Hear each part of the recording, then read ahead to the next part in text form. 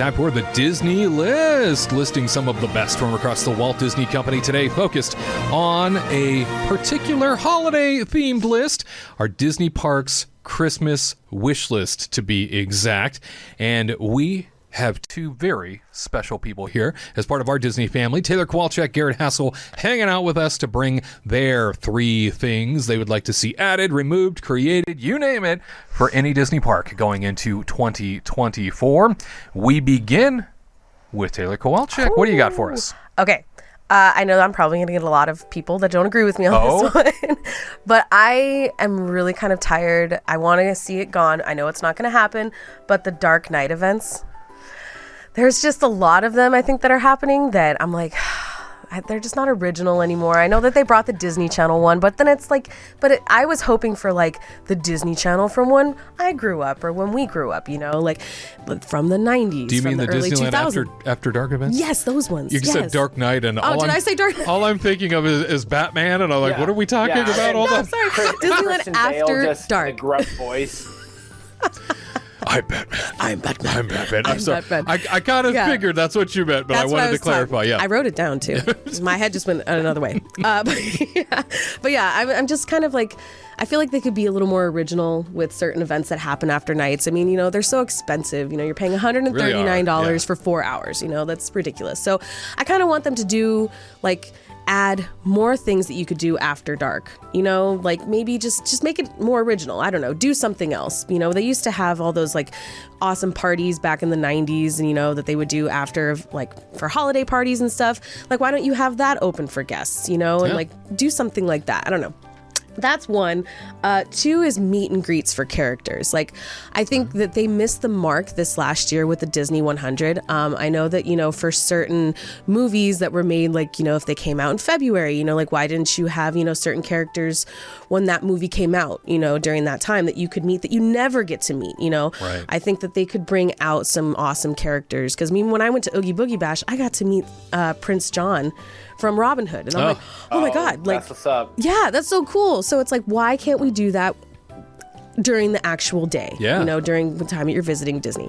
Bring more rare characters. Yes. People go crazy. They really do. You know, and it makes me think about what Hollywood Studios is doing with Jollywood Nights, you know, as sort of an emergency break glass situation for what they had happening, right? Jollywood Nights failed miserably on night 1 because they just hadn't thought things through operationally, unfortunately. It was a brand new party, so I mean, you know, and they were refunding people, so good on Disney for admitting they messed up. But you fast forward, and the next night that they had, they brought out all kinds of unique, rare characters specific to like holiday themed attire. Like they threw that on them, and they had all these new options for people to go and visit these characters. So operationally, it pulled people away from a lot of the congested areas, because now you had these new opportunities, these new things to do.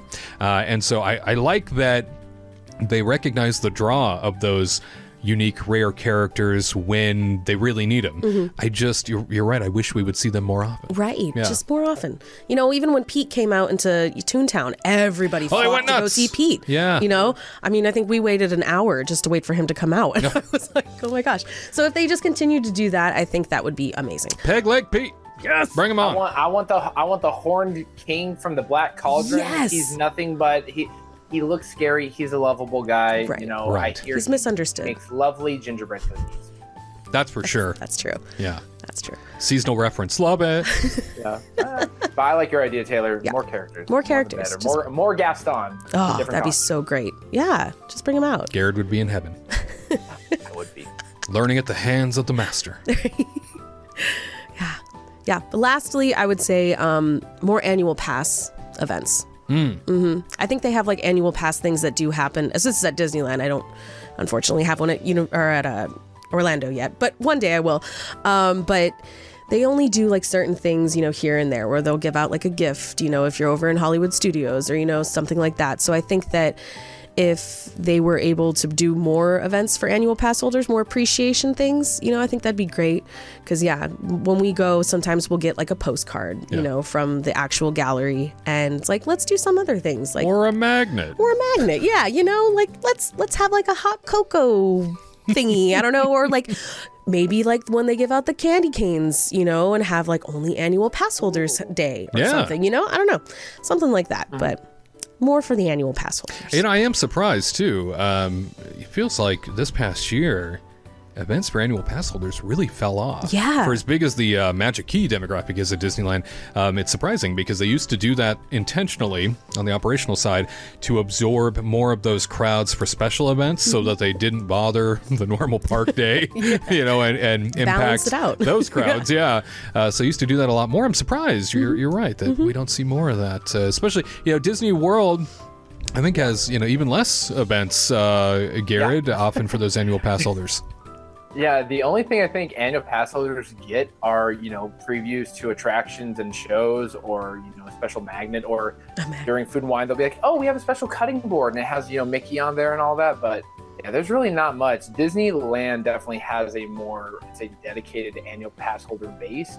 I think they need like a 24-hour event, or even just some like AP late night where you bust out some cool characters, lights, and all that stuff. But yeah, Disney World, they don't really do anything for annual pass holders other than the magnet and like previews. But then it's like, oh, if you're DVC too, or if you just enter at this time, you can get on too. It doesn't really matter. Annual pass holders, they don't spend as much money as everyone else, which is true. I remember just pop in for a show, walk out, didn't buy anything. You're the problem, right? Well, didn't they termed us as undesirables or something a while back? Unfavorable mix. Yep. Is how they refer to us. I love the title. I relish it. That's you. Our unfavorable mix, Garrett Hassel. There he is, everybody. In our live chat during this broadcast for the Disney Parks Christmas wish list, Richard is saying that he thinks that they should bring the People Mover back to Disneyland and move the rocket rods back on top of Tomorrowland.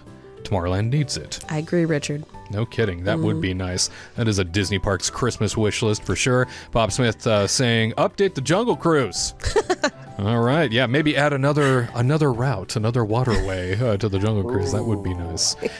Well, Garrett, you, sir, are standing by with your 3 Disney Parks Christmas wish list items. What do you got for us? Just bulldoze. No, I'm just kidding. Oh. Don't do that. No. So mine are going to be all directed at Walt Disney World. I go there more often, even though Disneyland is where I fell in love with the parks. Disney World is where I visit more often. So can we please get a nighttime parade at Magic Kingdom that is not the Main Street Electrical Parade and not one that's already been done? Hear, hear. I work the Main Street Electrical Parade. It's a lovely thing. It needs to be set on fire and thrown away at a museum because, people can cherish it. But yeah, that thing's all be up. People are like, bring back Main Street. I'm like, no, you don't know how touchy those are. And also all those bulbs, those aren't LED. Those are just fluorescent lighting that they don't even make anymore. So I want a nighttime parade for Magic Kingdom. I think it would be great. Add some of the new characters. You don't need to add Star Wars or Marvel to that. Well, they legally can't add Marvel. But they should, add Coco in there, or, Encanto. Encanto at night, could you imagine all the colors and brightness? That'd be beautiful. Let's do that. Or just a Gaston-only parade. It would be Un Poco Loco, you could say. Ooh. Un Poco Loco! I'm going to be throwing tortillas at them. Pecos Bill, we're going down. Tamales for all. Absolutely. Extra salsa verde. Yes. Ooh, So yeah, a nighttime parade. A new nighttime parade. I couldn't agree with that more. They desperately need it. And has anybody heard from Paint the Night? Anybody heard from it? No. Is it dead? Anybody heard from it? Yeah. Be nice to see it somewhere domestically. It was supposed to be on the show today, but the call dropped right before. I don't know. That's unfortunate. Well, I mean, at least Michael Eisner showed up. We always appreciate it when he can stop by. He's the legend. Hello. Hello. What's up, Michael? Michael, good to have you with us. Michael, talk to Bob. See if you can get a new night parade. That would be great. I don't think he can get that done in a year, man. That takes a little bit more time. We'll see. But the second thing I'm going for, I want the Osborne lights back. I know it's the holidays now. I want the Osborne lights back because people like Taylor need to experience them. They need to see what the magic's like. And YouTube. I do like Galaxy's Edge. I know Tyler's a bit more opinionated about it. But I think it's a great concept. I think that they just need to change around. And I'm not saying, tear it down, just put back up, Streets of America because, nothing was being used. But having something like the Osborne Spectacle of Dancing Lights, whether that's on Hollywood Boulevard in Hollywood Studios, or maybe make it just over the entire entrance area, around, make Gertie all lit up. Oh yeah. Music. Light up that dinosaur. That. Yeah, you could do the main courtyard, you can do the theater, it'd be a new version of it, of course, but something like that really has this sort of element which pulls crowds away from attractions, lets them enjoy the environment and the experience and have some amazing, music and good times. Spectacle of Dancing Lights, I miss it so much. I still have videos on my phone of it, and I cherish them so much. Never lose your phone. Never lose my phone. I download that. I got it on VHS and on a little floppy disk too. Just in case. Wow! Just in case. Yeah. Backup. And the third thing I would like at the Disney parks. Can we make Tomorrowland good or something? Can we pick a theme? I could wish for a million things, but Tomorrowland is always in a state of becoming because it's tomorrow. You never know where it is, but it's just got this look of it's got the 90s, sharp metal jagged things, but then, you enter Tomorrowland at Magic Kingdom and it's all circular, kind of, 60s-esque. I just need them to pick one theme and figure out what's going on with it, because Tokyo, Disney just released what they're going to be doing to their Space Mountain and that whole area. It looks beautiful. It looks gorgeous. That's why Tokyo Disneyland, they don't fail. Yep. We need a good Tomorrowland. Haven't matched Tron. I don't know, but you've got 18 different directions, and if along the way somehow the Speedway gets exploded and is never brought back ever again, oops. Bummer. Yeah, but I need a Tomorrowland, and Cosmic Rays needs to stay there, and Sun Eclipse, he's the man. He needs to stay there too. He's got that real estate locked down. He really does. Yeah, at Disneyland, that Tomorrowland has been in such a state of lame for so long. It's and lost. I still think it's better than Disney World, though. I don't know about that. I feel like there's more of a cohesive theme at Disney World, at least, and I do love my Monsters Laugh floor, but I'll tell you that a couple years ago, Disneyland announced a whole new entry to our Tomorrowland at Disneyland as coming soon, and then they put up a picture of it at the front of Tomorrowland, a big image so that everybody could see it. It's been sitting there for years. It's still there? Oh, yeah. Yeah. And recently, I mean, we're talking within the last month, the sun had destroyed this image on this plywood wall and completely baked it, basically, to the point that it was being mocked on social media. Yep. As this shows you how serious they're taking the future of Tomorrowland. They can't even keep the concept art up to date and refreshed. It's being destroyed. What does this look like? It's very symbolic. And fortunately, within a couple of days, I think the social media attention got Disney's attention, and they're like, oh yeah, we should update that image. Yeah. So a new image got put in its place. It's the same image, it's just new, and not completely baked into the plywood now. But yeah, there's supposed to be a new entry portal to Tomorrowland coming. Don't know. No word on that. Just it's coming tomorrow. Yeah, one day. One day. One day. Yeah, just Tomorrowland. Figure out what you're doing on both coasts. The only one that seems to be working, Tokyo, and they're not even owned by us. That's why. Disney. Yep. Well, as they would say on the carousel of progress, that's progress. That's what we need. It's That's a great, sure. big, Beautiful tomorrow. It would be great to see Tomorrowland enhanced in any way.